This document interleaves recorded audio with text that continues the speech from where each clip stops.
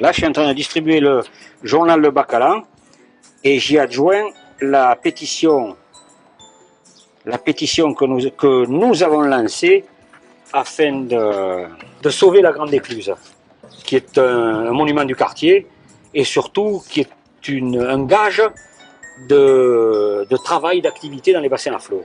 Parce que si on condamne la Grande Écluse, vous comprenez bien que quand on ferme une porte, on ne peut plus rentrer dans les pièces derrière. C'est simple.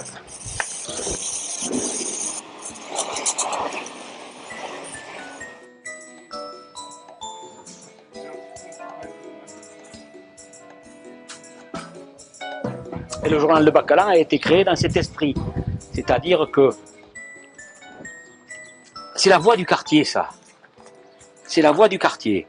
Et je peux vous dire que d'ores et déjà, je m'y emploie beaucoup pour que toutes les associations essaient de travailler ensemble, de faire une sorte d'inter-associativité. Parce que c'est bigrement nécessaire pour le quartier, ça. Ah, ça va te mord les doigts, celle-là. C'est bien, hein? Il faut les nourrir, les boîtes aux lettres. C'est fait, ce journal du quartier, c'est fait par et pour le quartier. Donc ça ne peut être que plus complet que quelques nouvelles que ce soit. Sur Sud-Ouest, c'est un entrefilet. Sur Bordeaux, c'est juste chaque parti politique dit un petit peu son truc. Mais c'est juste un entrefilet. Là, c'est tout le journal qui ne concerne que le quartier et tous ses habitants. Voilà.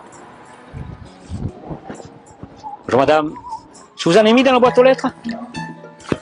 Ah ben ça fait rien, c'est pas grave. Oui, il y est, ça y est.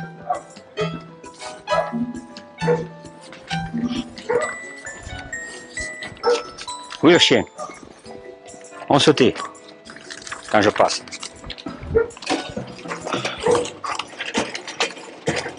C'est sûr que je ne gagnerai pas mon pain à distribuer des prospectus. Moi. Et pourquoi vous le faites aujourd'hui? Parce que je ne suis pas payé pour le faire. Parce que je veux bien le faire. Parce que c'est bénévole. Voilà. Donc parce que j'ai envie. Qu'est-ce que vous y trouvez, vous? Ouais. Je sais pas. Un service à rendre aux autres, il me semble. De tenir le quartier informé de ce qui se passe. De façon un petit peu à créer une espèce de chaîne de solidarité. C'est pas absurde ça. Un lien. Voilà le mot. Un lien.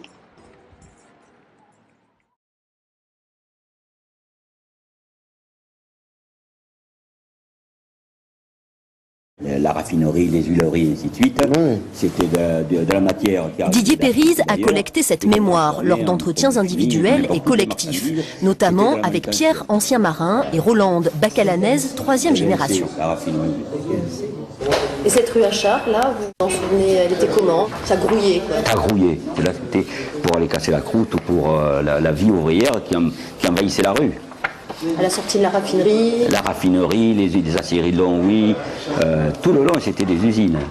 Enfin, Rolande dit qu'elle appelait ça la rue bleue, parce que tous les ans étaient en bleu et c'était une invasion, quoi.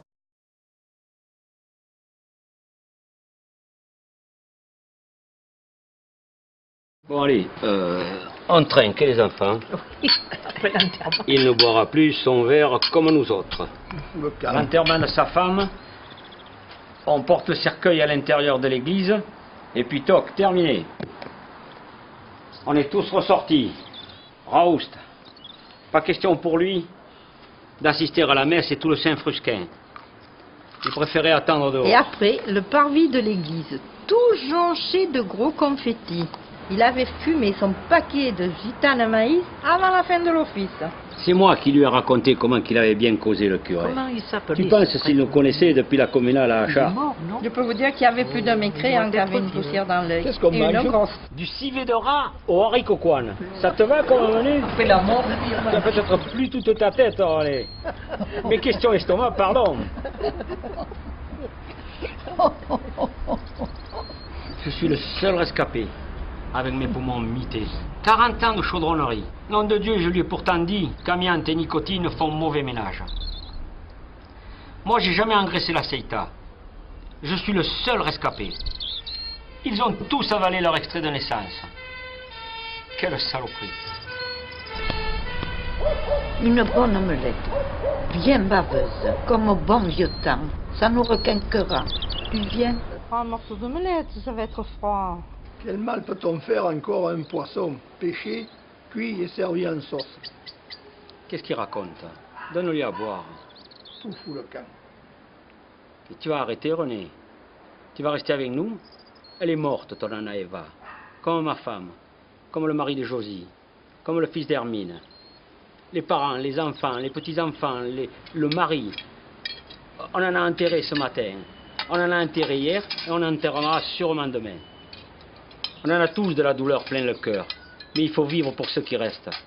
Tu crois que ça les amuse, tes petits-enfants, de te voir comme un vieux fou? Eh merde.